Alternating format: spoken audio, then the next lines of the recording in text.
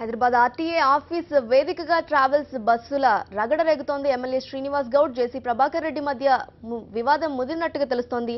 మొత్తంగా ట్రావెల్స్ బస్సులపై రగడ రేగినట్టు తెలుస్తోంది. దీని గురించి పూర్తి వివరాలు మా కరెస్పాండెంట్ విక్రమ్ అందిస్తారు. విక్రమ్, చెప్పండి, ఏంటి ట్రావెల్స్ బస్సులకు సంబంధించి ఏంటి ఆ వివాదం? పూర్తి వివరాలు చెప్పండి.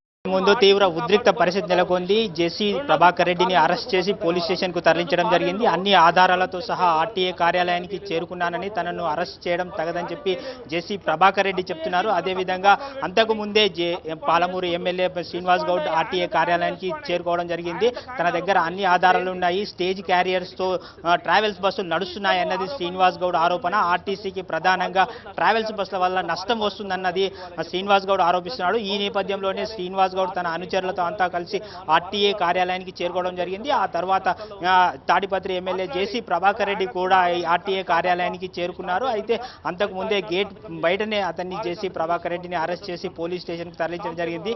అన్ని ఆధారాలతో సహా నేను వచ్చానని చెప్పి జేసీ ప్రభాకర్ రెడ్డి చెప్తున్నారు. అదేవిధంగా స్టేజీ క్యారియర్స్ సంబంధించిన ఆధారాలు నేను తీసుకొని వచ్చానని చెప్పి శ్రీనివాస్ గౌడ్ చెప్తున్నారు. శ్రీనివాస్ గౌడ్ కూడా అన్ని ఆధారాలు కూడా తీసుకొని ఇక్కడికి రావడం జరిగింది. స్టేజీ క్యారియర్స్ సంబంధించి అన్ని కేసులు కూడా నమోదయ్యాయి. ఈ నేపథ్యంలోనే ఆధారాలు తీసుకొని వచ్చానని శ్రీనివాస్ గౌడ్ చెప్తున్నారు. అయితే జేసీ ప్రభాకర్ రెడ్డి ఆరోపణ ఏంటంటే ఆరెంజ్ ట్రావెల్స్ తో కలిసి శ్రీనివాస్ గౌడ్ కుమ్మక్కయ్యారు, అందుచేతనే తనపై కక్ష కట్టినట్టు మాట్లాడుతున్నారని చెప్పి జేసీ ప్రభాకర్ రెడ్డి ఆరోపిస్తున్నారు. అదేవిధంగా చూసుకుంటే ఈ ప్రైవేట్ ట్రావెల్స్ వల్ల ఆర్టీసీకి తీవ్ర నష్టం వాటిల్లుతుంది. ఈ నేపథ్యంలోనే నేను ఇక్కడికి బహిరంగ అసెంబ్లీ సాక్షిగా బహిరంగ చర్చకు సవాల్కు ఇస్తున్నట్టు శ్రీనివాస్ గౌడ్ చెప్తున్నారు.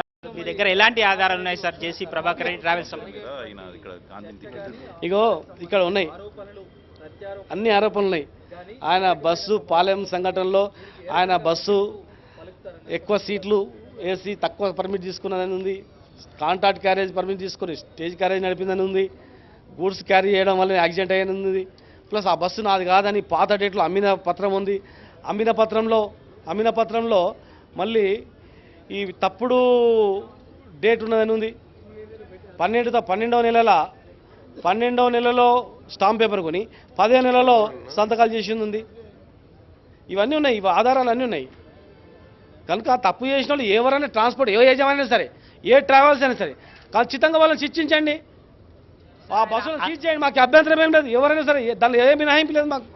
సార్ ఆరెంజ్ ట్రావెల్స్ తో మీరు కుమ్మక్కయ్యారు, అందుకే తమపై ఆరోపణలు చేస్తున్నారంటారు. దాని మీద నేను ఇప్పుడే చెప్పా, ఆరెంజ్ ట్రావెల్ అతను యజమాని. నేను అసెంబ్లీలో క్వశ్చన్ వేసిన తర్వాత మల్తటి రోజు వరకు ఈయన ఆరోపణ చేసిన తర్వాత కూడా ఆయన చూడలే.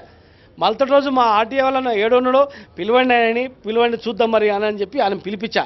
ఆ రోజు నేను చెప్పిన, ఆత్మసాక్షిగా చెప్తున్నా, ఏ చిన్న ఆధారం ఫోన్లో మాట్లాడే ఆధారం చూపించినా కూడా అరే ఎమ్మెల్యేకి రాజీనామా చేసిపోతాం, నీకు దమ్ముంటే రాని ఛాలెంజ్ చేస్తున్నావు కదా, చూపించు నువ్వు అని చెప్పినాం.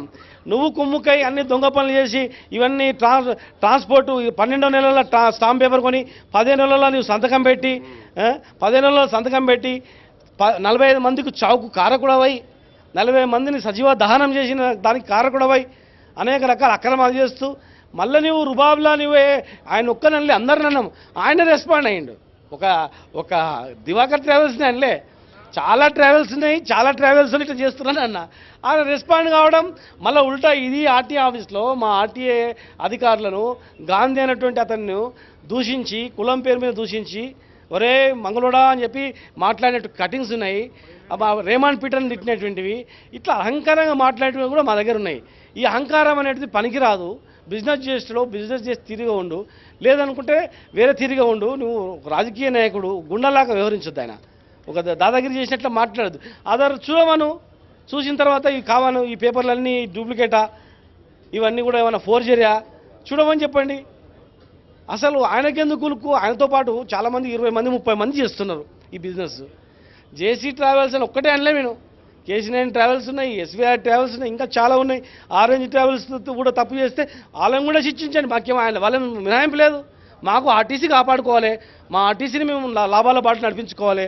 మా ముఖ్యమంత్రి 1000 కోట్లు ఇచ్చిండు, ఇంకా ఎన్ని రోజులు వేల కోట్లు ఇవ్వాలి. అదంతా కదా కాలం మీద నిలబడాలి. ఆర్టీసీని బలోపేతం చేసుకొని ఆర్టీసీ కార్మికులను కాపాడుకోవాల్సిన అవసరం ఉంది. తెలంగాణ ఉద్యమంలో పూర్తి పాత్ర వాళ్ళది, ఆర్టీసీ కార్మికులది. మీరు ఆర్టీసీని రక్షించుకోవడానికి ఇది ఒక్కటే మార్గం అని చెప్పినాం. ప్లస్ ఆ ప్రయాణికుల భద్రత కూడా చాలా ఇంపార్టెంట్, ప్రాణాలు చాలా ఇంపార్టెంట్ అని చెప్పినాం. దాని మీద మాట్లాడితే మాట్లాడిన దానికి ఏదో ముడి పెడితే ఒక చిన్న ఆధారం ఉంటే చెప్పండి. ఆయన రాజీనామా చేస్తారా, నేను రాజీనామా చేస్తారా చూద్దాం. మరి ఆయన తప్పు చేస్తున్నాడు. ఆయన తెలంగాణ ప్రజానికం తెలుసు. మేము ఉద్యోగాలను త్యాగం చేసినాం, ప్రాణాలను త్యాగం చేయడానికి కూడా సిద్ధమై తెలంగాణ ఉద్యమంలో పాల్గొనే వాళ్ళం మేము. ఇలాంటి లాలుచి పనులు, లుచ్చ పనులు ఇక్కడ తెలంగాణలో ఎవడు చేయడు.